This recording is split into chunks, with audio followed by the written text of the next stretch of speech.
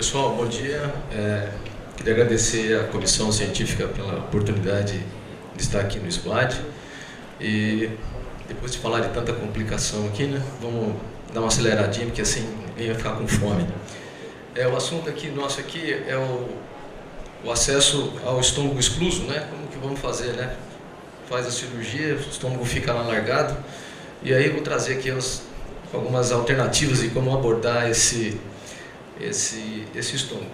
Então, a tendência da cirurgia é cada vez aumentar mais, né? Já está em curva de crescimento, a tendência é que se mantenha desse jeito, porque aparentemente é o único método mais efetivo de manutenção da perda de peso a longo prazo. A gente sabe que a mudança de estilo de vida seria o melhor, mas o resultado a longo prazo, por questões de adesão, é muito baixo. A falha do tratamento farmacológico também é ruim. Então acaba ficando para a cirurgia essa questão da manutenção a longo prazo dessa perda de peso. A cirurgia mais realizada no mundo, no Brasil e a nível mundial, é o bypass, né? Tem o sleeve que também tem uma boa incidência, mas por volta de 80%, né? Mais ou menos isso aí, que é o bypass, o Y de rua. Aqui só um esqueminha, já cansar de vir já com a apresentação do Galvão. Falar depois do Galvão fica complicado, porque ele é um popstar, né? Então fica difícil.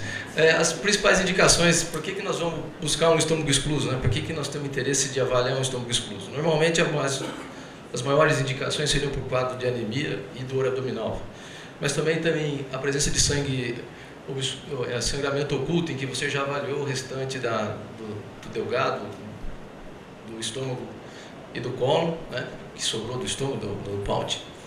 Dor abdominal também é a segunda causa mais frequente.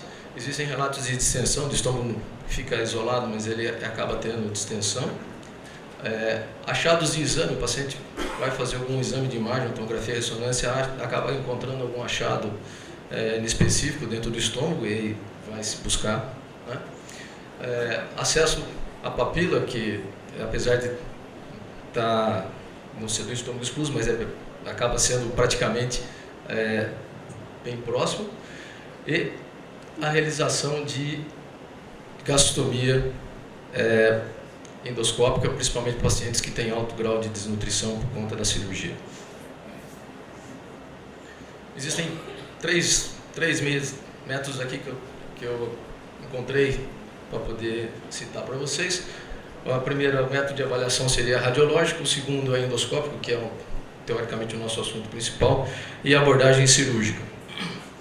A radiologia, vamos pensar como avaliar um estômago, né? Todos esses métodos, ultrassom, tomografia, são métodos para guiar e a realização de uma punção no estômago excluso, realização de uma gastrostomia, colocação de prótese, dilatação e daí para frente a abordagem por via endoscópica pós-maturação dessa gastrostomia. Existe também a endoscopia virtual, em que você pode avaliar a câmara gástrica de um contexto geral, né? Mas também uma outra opção aqui de abordagem do ponto de vista radiológico.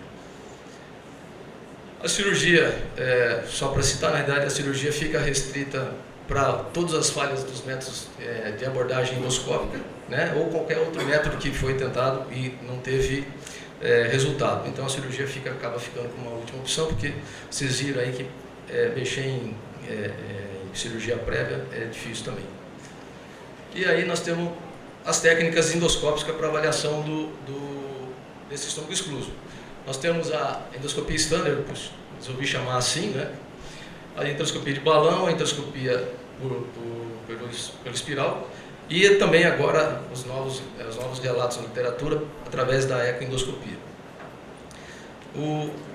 A endoscopia standard é feita com um aparelho convencional. Normalmente o colono infantil, por ser mais fino, ele consegue melhor sucesso do que um colono convencional.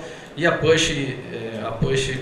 os aparelhos de push endoscopia praticamente não existem mais, só alguns aparelhos bem mais antigos que permanecem ainda no mercado. E você tem um acesso a esse estômago excluso em média de 65% de sucesso. Principalmente quanto mais curta a alça, né, da anastomose, mais fácil de você alcançar esse estômago excluso. A ecoendoscopia fica aí alguns já alguns trabalhos publicados pela punção através do PAUT, no estômago excluso, né? Ou através da alça jejunal, através da punção para acessar esse estômago excluso. A mesma coisa, punciona, contrasta, passa fio guia, dilata e acaba passando uma prótese para manter esse pertuito aberto para esse acesso. Nós temos a enteroscopia de um balão único, né, que é o balão da Olympus. Eles têm praticamente o mesmo comprimento, esses enteroscópios, tanto da Olympus ou da Fuji, 2 metros. O grande problema desses endoscópios são esses canais de trabalho muito fino. Quando você pega paciente com anatomia alterada por cirurgia, nem sempre é fácil você progredir por conta de aderência em angulações, né? E aqui são as especificações, tem um overtube, que é essa parte que contém o balão, né? A diferença do single é que o balão é só no overtube. Tem um acesso, tem uma taxa de acesso de 85% em média, né? E uma taxa de sucesso na terapêutica por volta de 60%. 60% mais ou menos. O enteroscópio do balão tem a mesma extensão. A diferença é que a Fuji dispõe de 2 aparelhos com 2 canais diferentes, um canal bem fino, 2.2, e o outro de 2.8. Também se o 2.8 já é difícil trabalhar, com 2.2 então dureza muito. Nós temos o mesmo overtube com a mesma extensão de 1,40 m.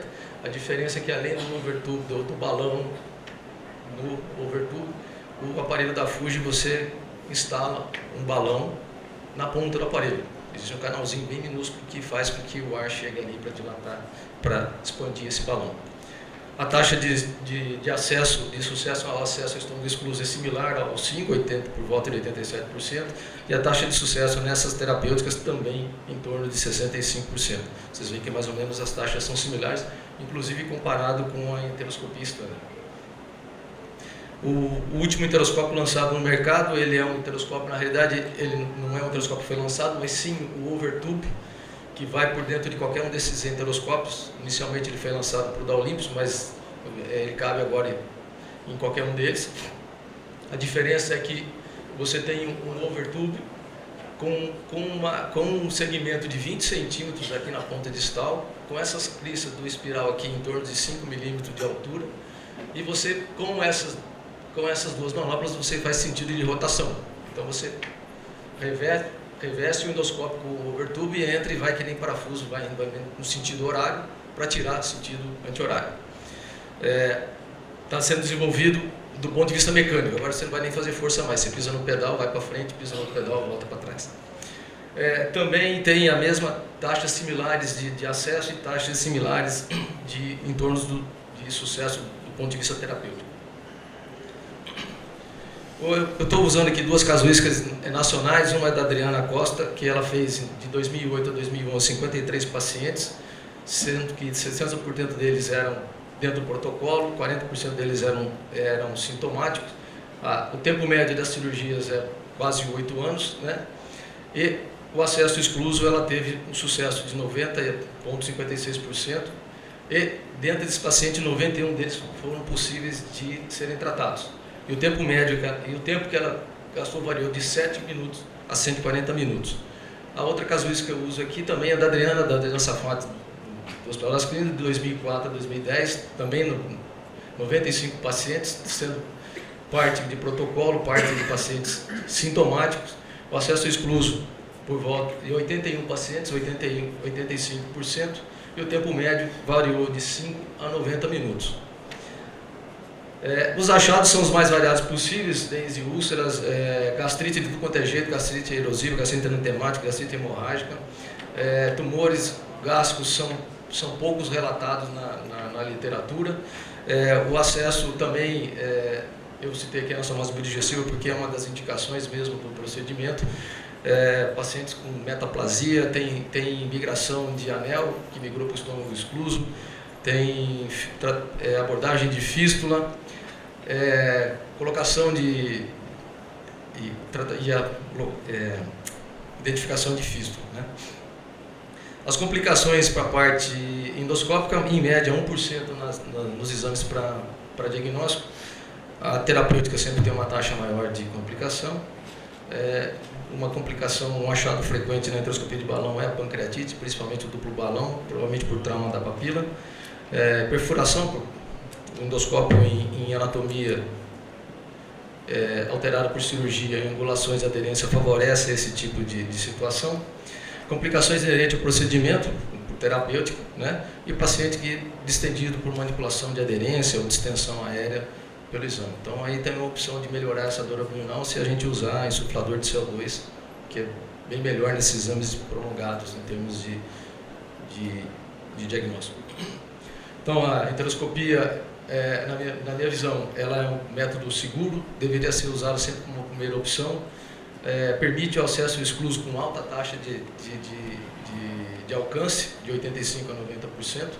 Antigamente se usava, no início da enteroscopia, se usava raio-x para tentar identificar a quantidade de alça, né? Insisto em dizer que a progressão do enteroscópio para abdômenes que têm cirurgia alterada, alterado por cirurgia, é muito difícil. A taxa de terapêutica endoscópica, ela também tem um bom resultado, né? Tem complicações, considerando são complicações pequenas, de 1% a 3%, acho que é uma taxa pequena, né? E pacientes, principalmente pacientes que têm sangramento oculto, anemia, né, com as endoscopias e colônia prévios normais, pensar sempre na possibilidade de fazer um acesso ao estômago excluso, que é um sítio de causador desses sangramentos. Então aqui, como as imagens, né, o pessoal fala fica muito tedioso, então aqui nós temos a anastomose da alça alimentar com a alça jejunal lá embaixo. Então uma alça vai continuar em direção ao ilho e ao seco, a outra volta em direção à papila. Aqui nós estamos vendo a identificação de várias papilas, né? Papila aqui, papila aqui, papila ali. Aqui não é tumor, é o pilório visto pela região bulbar, né? E o pilório aberto, o pilório fechado pela contração, o pilório à direita aberto. Aqui nós estamos vendo um sangramento em região bulbar e uma lesão próxima do pilório aqui que foi biopsiado aqui, foi tirado, aliás. Aqui as imagens do estômago excluso, nós estamos vendo aqui uma gastrite intensa, uma gastrite um pouco mais leve. Gastrite com as imagens com ponto de hematina, que você pode acabar justificando o quadro anêmico. Aqui a retrovisão do próprio aparelho dentro da câmara gástrica, o estômago excluso. A imagem de um tumor. E aqui, vamos ver se roda que eu passei. Vai ser mais fácil fazer a enteroscopia do que fazer esse vídeo rodar aqui. Vamos ver se deu sorte. Então aqui nós vamos ver a enteroscopia chegando aqui no pilório. Vamos passar pelo pilório, entrar no estômago excluso. Esse vídeo aqui é cedido gentilmente pela doutora Adriana Costa. Ela fazendo a colheita fazendo a biópsia. Vocês veem que tem uma bela de uma gastrite.